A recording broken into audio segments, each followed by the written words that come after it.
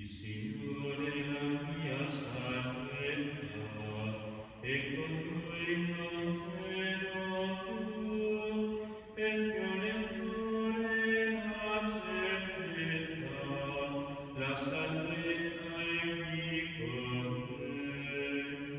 Ti lodo, Signore, perché un giorno eri lontano da me. Ora invece sei tornato e mi hai preso con te. Il Signore è la mia salvezza, e con Lui non temo più, perché ho nel cuore la certezza, la salvezza è qui con me. Nel nome del Padre, e del Figlio, e dello Spirito Santo. Il Signore sia con voi. Fratelli, per celebrare degnamente i santi misteri, riconosciamo i nostri peccati.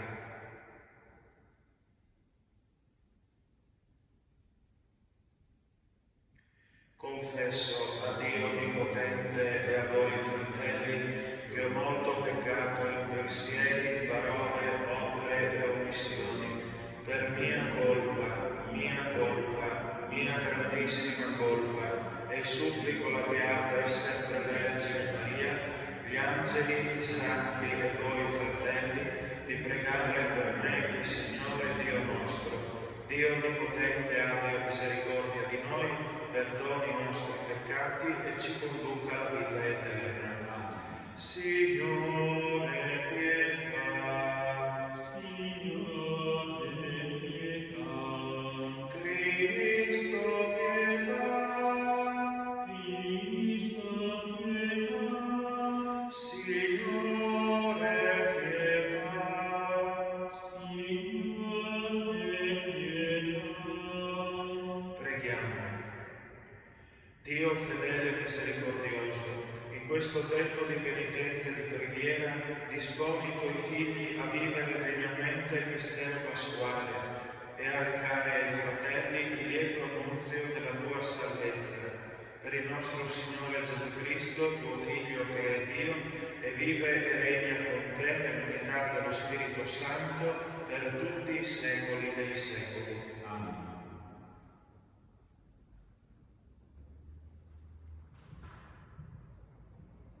Dal libro del profeta Ezechiele. In quei giorni l'angelo mi condusse all'ingresso del Tempio del Signore e vidi che sotto la soglia del Tempio usciva l'acqua verso oriente, poiché la facciata del Tempio era verso oriente. Quell'acqua scendeva sotto il lato destro del Tempio, dalla parte meridionale dell'altare. Mi condusse fuori dalla porta settentrionale e mi fece girare all'esterno, fino alla porta esterna rivolta a oriente, e vidi che l'acqua scaturiva dal lato destro.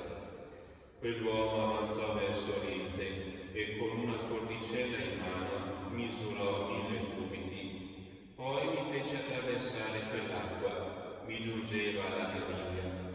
Misurò altri 1000 cubiti. Poi mi fece attraversare quell'acqua, mi giungeva al ginocchio. Misurò altri 1000 cubiti, poi mi fece attraversare l'acqua, mi giungeva ai fianchi. Ne misurò altri 1000.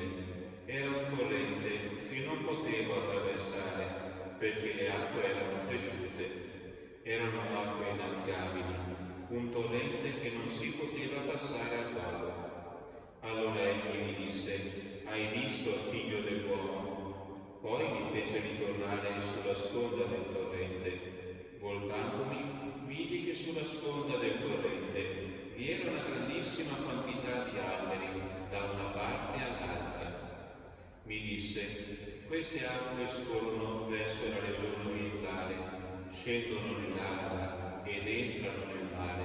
Sforzate nel mare, ne risanano le acque. Ogni essere vivente che si muove dovunque arriva il torrente vivrà. Il pesce vi sarà abbondantissimo perché dove giungono quelle acque risanano, e là dove giungerà il torrente tutto rivivrà. Lungo il torrente, su una riva e sull'altra, crescerà ogni sorta di alberi da frutto, le cui foglie non appassiranno. I loro frutti non cesseranno e ogni mese matureranno, perché le loro acque scorrono dal santuario. I loro frutti serviranno come cibo e le foglie come medicina. Parola di Dio. Dio è per noi rifugio e fortezza. Dio è per noi rifugio e fortezza, aiuto infallibile si è mostrato nelle angosce.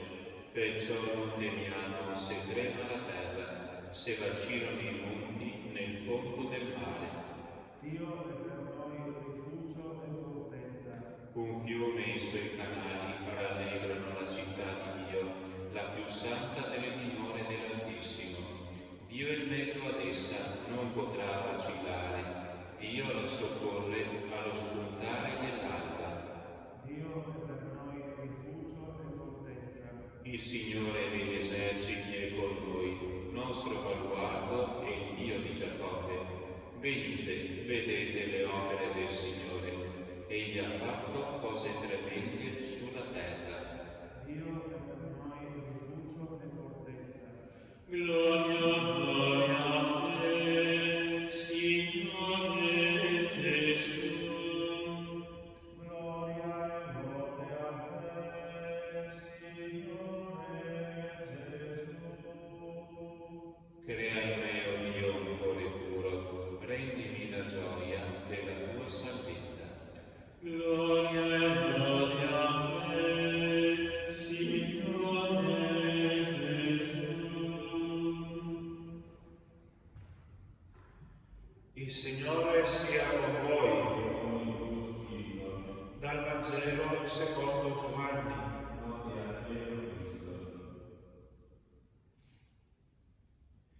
Ricorreva una festa dei Giudei e Gesù salì a Gerusalemme. A Gerusalemme, presso la porta delle pecore, vi è una piscina chiamata in ebraico Bezzatà, con 5 portici, sotto i quali giaceva un grande numero di infermi, ciechi, zoppi e paralitici. Si trovava lì un uomo che da 38 anni era malato. Gesù, vedendolo giacere e sapendo che da molto tempo era così, gli disse: «Vuoi guarire?»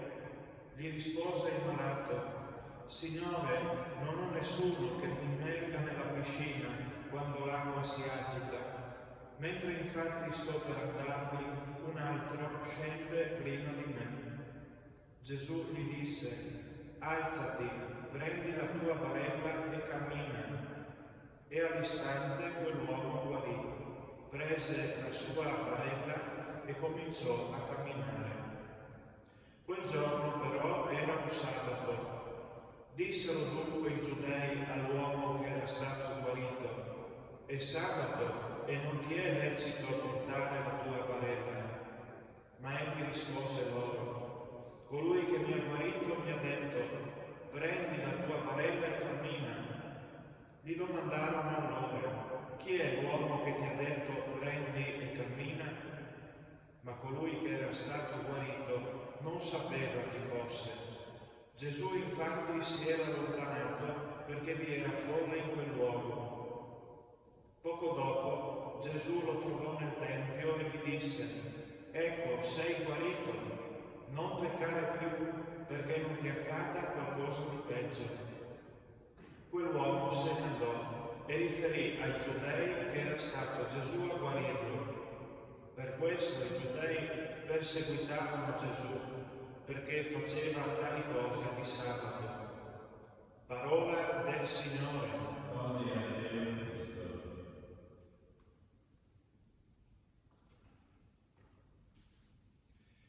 La nostra preghiera continua in maniera incessante in questi giorni particolari di prova, continua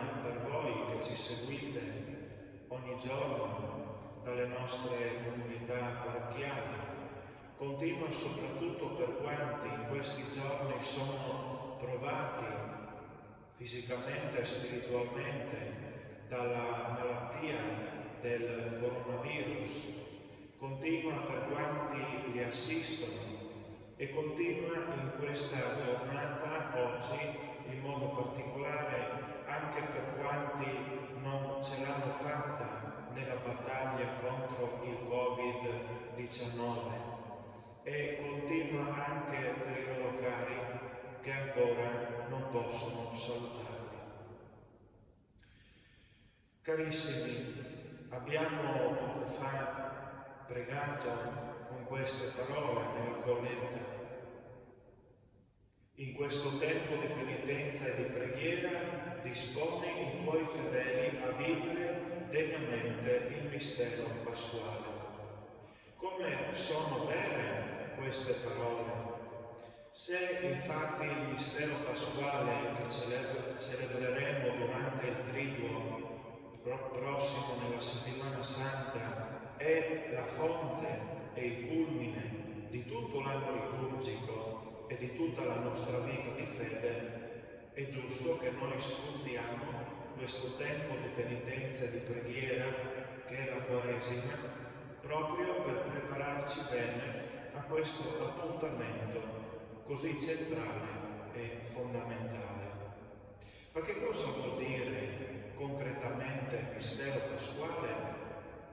Sant'Agostino, commentando i primi versetti del capitolo 13 del Vangelo di Giovanni, così afferma in proposito. Il Beato Evangelista, spiegando per così dire a noi questo nome della Pasqua, che tradotto in latino significa passaggio, disse: il giorno avanti la Pasqua, Gesù, sapendo che era venuta l'ora di passare da questo mondo al Padre, ecco il passaggio, da che cosa e verso che cosa? Da questo mondo al Padre. Il Santo Vescovo di Poma in questo modo chiarisce anche a noi che il mistero pasquale vuol dire passaggio, e cioè un vero e proprio transito che vedremo compiersi fra 3 settimane in Gesù, dove la morte diventa capace di vita, dove la morte diventa quella sorgente da cui scaturisce la salvezza. Questo è proprio quello che noi celebreremo a Pasqua. E allora per celebrarlo al meglio, durante la Quaresima, proprio attraverso la penitenza, noi siamo chiamati a realizzare una piccola morte quotidianamente al peccato, al vizio, all'egoismo. E da queste morti, piccole morti, poi viene la vita. E allora impegniamoci sempre di più e sempre più in profondità, perché se questa e se così sarà la nostra Quaresima, allora tanto più noi saremo capaci di entrare con frutto nel mistero della Santa Pasqua. Questo mistero pasquale è poi prefigurato nella pagina del Vangelo che abbiamo poc'anzi ascoltato, dove Gesù guarisce un uomo che, riferisce l'Evangelista San Giovanni, era malato da 38 anni. In particolare, all'interno di questo contesto, è interessante l'ordine, possiamo chiamarlo così, che Gesù impartisce all'uomo che sta per essere guarito. Alzati, prendi il tuo lettuccio e cammina. Il verbo alzarsi, mettersi in piedi, è un'esperienza di risurrezione, piuttosto interiore, dove Gesù appare ed è la sorgente della salute, a cui gli uomini da quel momento in poi, se davvero vorranno guarire dalle loro malattie, dovranno attingere. Questa guarigione dall'inferno da parte di Gesù si verifica immediatamente e subito. La frase di Gesù, alzati, prendi il tuo lettuccio e cammina, sottolinea che con la salute del corpo l'uomo non ha solo recuperato la sua fisicità, non ha recuperato solo la libertà di potersi muovere, ma ha anche recuperato la sua dignità di uomo libero. Cammina. Nel guarire allora l'infermo alla piscina di Bezzatà, l'obiettivo di Gesù non è solo quello di ridargli la salute fisica, ma anche quello, ben più alto, di restituirgli la sua condizione di libertà. Non si tratta allora di guarire solo quella parte del corpo che è malata, ma di condurre così l'uomo alla pienezza della vita. In questo contesto è interessante proprio anche la posizione dello stesso lettuccio. L'infermo che prima del miracolo vi stava disteso, adagiato sopra, dopo che viene guarito se lo carica sulle spalle. La parola di Gesù rende coloro che l'accolgono signori di ciò che prima li dominavano. Il lettuccio c'è ancora, ma ha smesso di opprimere la persona. Anche l'esperienza ordinaria di guarigione, che è collegata al cammino della fede, deve proprio essere inquadrata in questa prospettiva. Non necessariamente veniamo liberati da quelle cose che ci opprimono, ma di certo in forza anche delle virtù evangeliche il nostro spirito può alzarsi al di sopra delle nostre meschinità e grettezze che cessano di inquietarci, anche se però non cessano di esserci.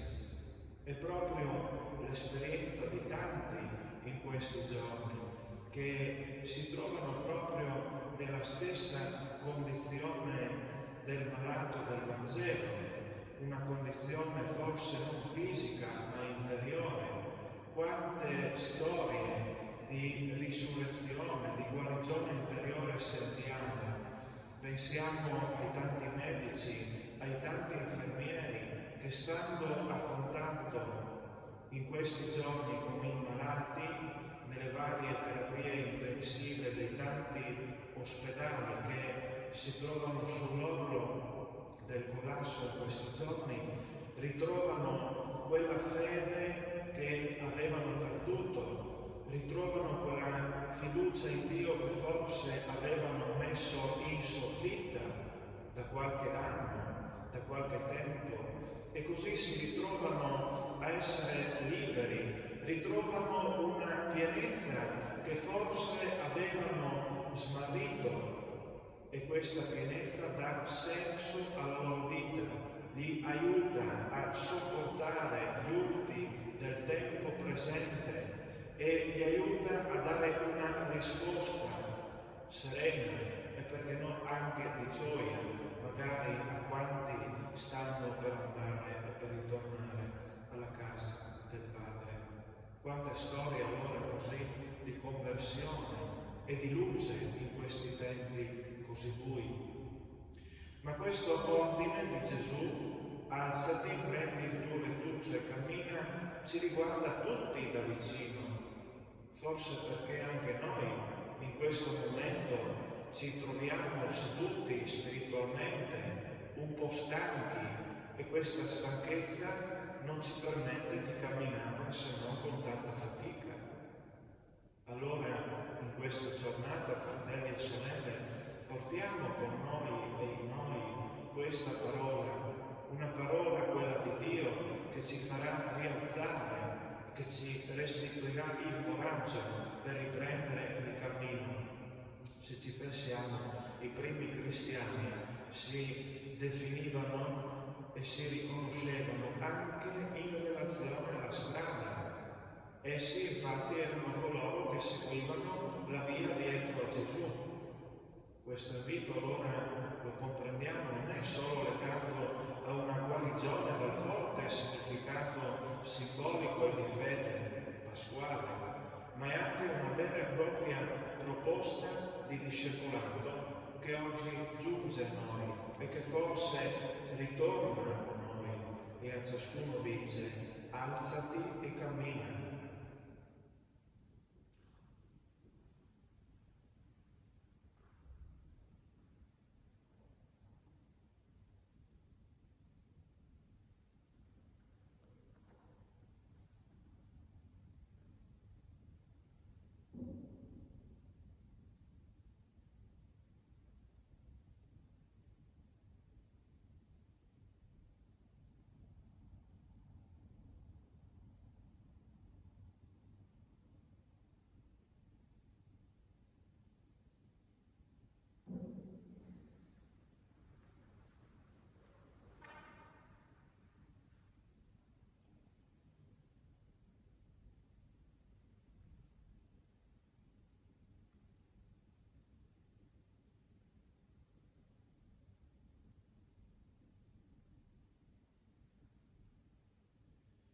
Benedetto sei tu, Signore Dio dell'universo, dalla tua bontà abbiamo ricevuto questo pane, frutto della terra e del lavoro dell'uomo. Lo presentiamo a te perché diventi per noi cibo di vita eterna. Benedetto nei secoli, Signore.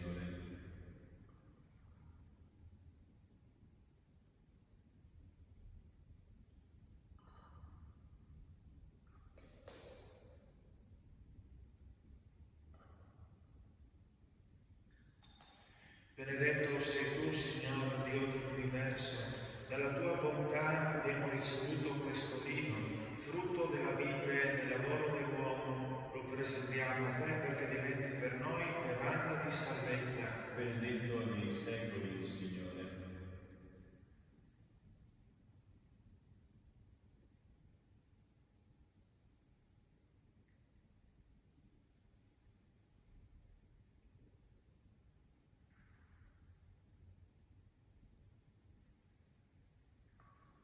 Pregate, fratelli, perché il mio e vostro sacrificio sia gradito a Dio Padre Onnipotente. Il Signore riceva dalle tue mani questo sacrificio, a lode e gloria del suo nome, per il bene nostro e di tutta la sua santa Chiesa. Accetta, Signore, i doni che ci hai dato a sostegno della nostra vita mortale e trasformali per noi in sorgente di immortalità, per Cristo nostro Signore.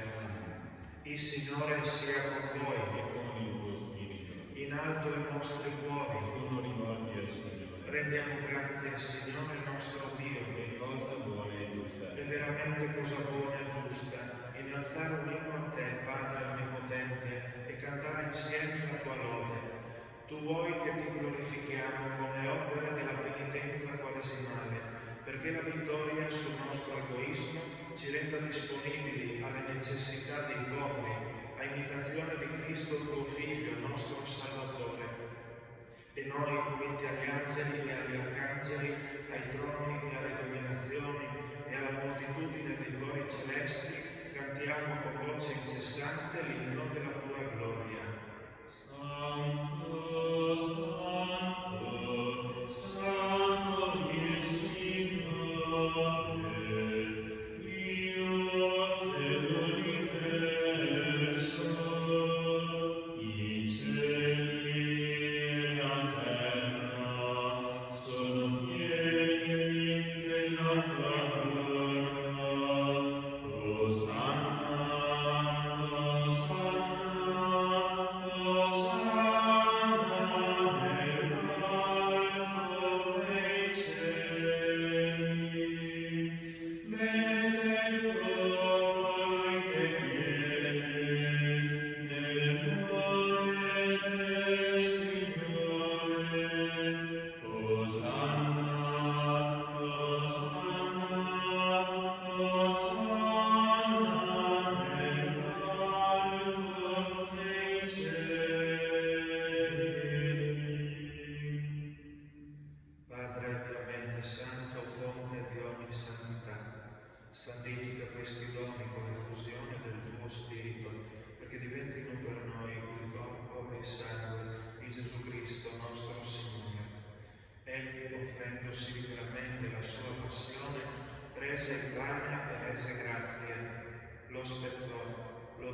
diede ai suoi discepoli e disse: prendete e mangiatene tutti, questo è il mio corpo offerto in sacrificio per voi.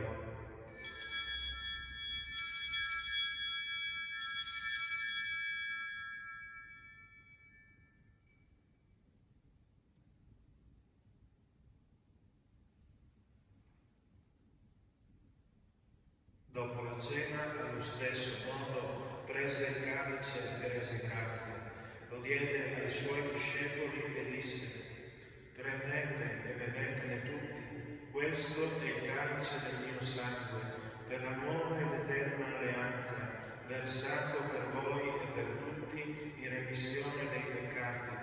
Fate questo in memoria di me.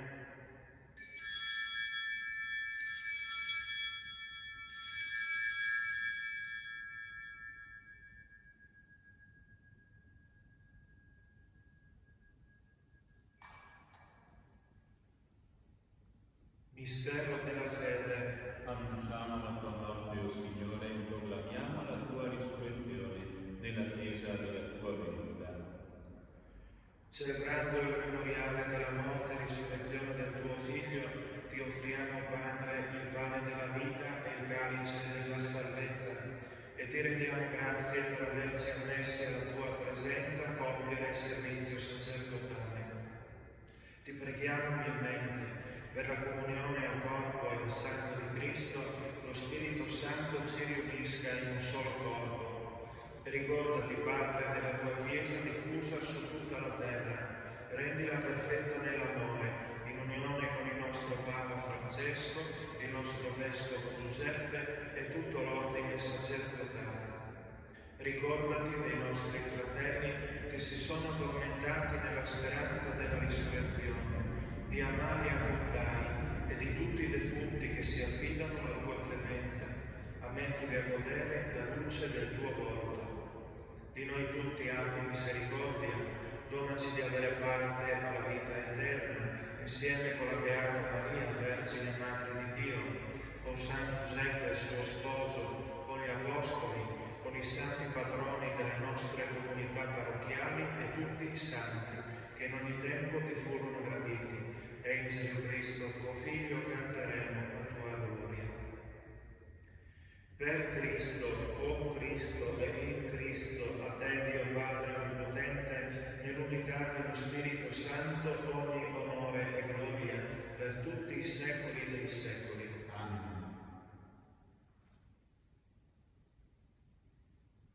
Obbedienti alla parola del Salvatore, formati al suo divino insegnamento, osiamo dire: Padre nostro che sei nei cieli, sia santificato il tuo nome, venga il tuo regno, sia fatta la tua volontà, come in cielo e così in terra. Dacci oggi il nostro pane quotidiano e rimetti a noi i nostri debiti, come noi li rimettiamo ai nostri debitori, e non ci indurre in tentazione, ma liberaci dal male. Liberaci, o Signore, da tutti i mali, concedi la pace ai nostri giorni, e con l'aiuto della tua misericordia vivremo sempre liberi dal peccato e sicuri da ogni turbamento, nell'attesa che si compia la beata speranza e venga il nostro Salvatore Gesù Cristo. Tuo è il regno, tua la potenza e la gloria nei secoli. Signore Gesù Cristo, che detto ai tuoi apostoli: vi lascio la pace, vi do la mia pace, non guardare ai nostri peccati, ma alla fede della tua Chiesa, e donale unità e pace secondo la tua volontà, tu che vivi e regni nei secoli dei secoli. Amen. La pace del Signore sia sempre con voi. E con il tuo spirito. Agnello di Dio, che togli i peccati del mondo, Abbi pietà di noi. Agnello di Dio che togli i peccati del mondo, abbi pietà di noi. Agnello di Dio che togli i peccati del mondo, dona a noi la pace.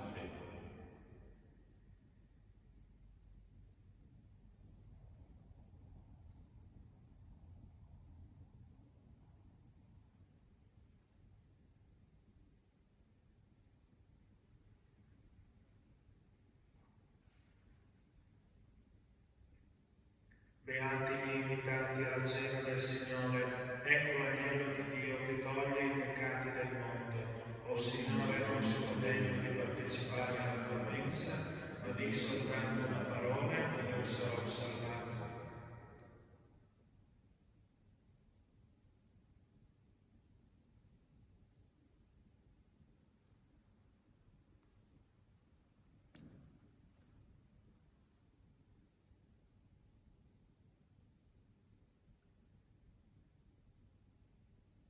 Preghiera per la comunione spirituale per coloro che non possono accostarsi alla comunione sacramentale in questo tempo di epidemia.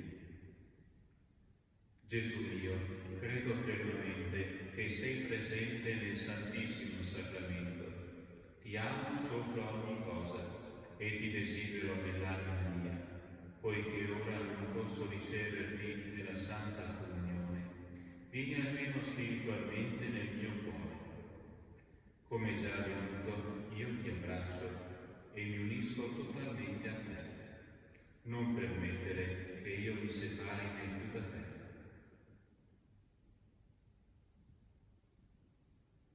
Eterno Padre, per le mani della Vergine Maria, ti offriamo il corpo e il sangue preziosissimo di Gesù Cristo, per il perdono dei nostri peccati, in suffragio dei nostri defunti, delle anime sante del Purgatorio e per i bisogni della Santa Madre Chiesa.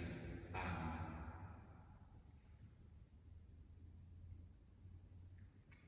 Tu sei la mia vita, al tuo nome, tu sei la mia strada, la mia verità, nella tua parola io camminerò,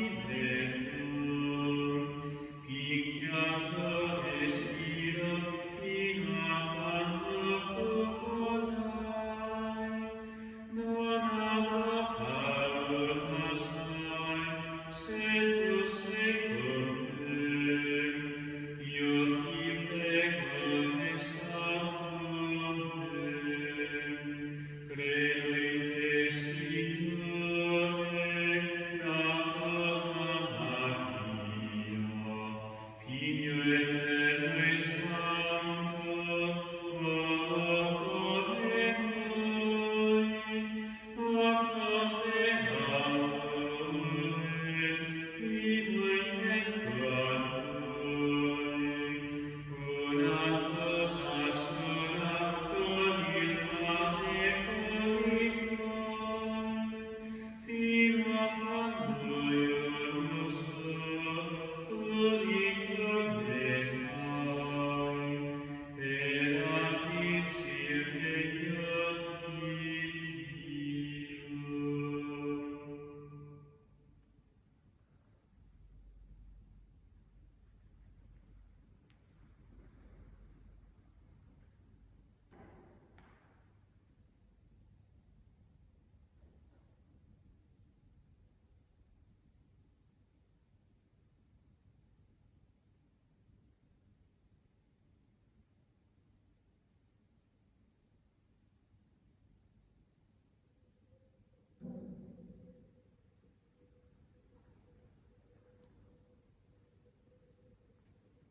Preghiamo. Purifica, o Dio, il nostro spirito e rinnovalo con questo sacramento di salvezza, perché anche il nostro corpo mortale riceva un germe di risurrezione e di vita nuova, per Cristo nostro Signore.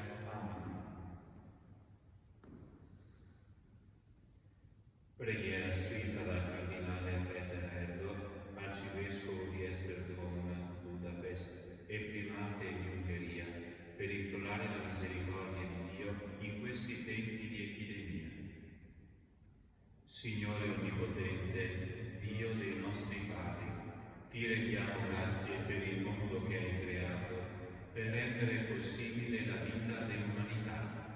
Ti rendiamo grazie per tutta la ricchezza del creato e per le sue meravigliose leggi.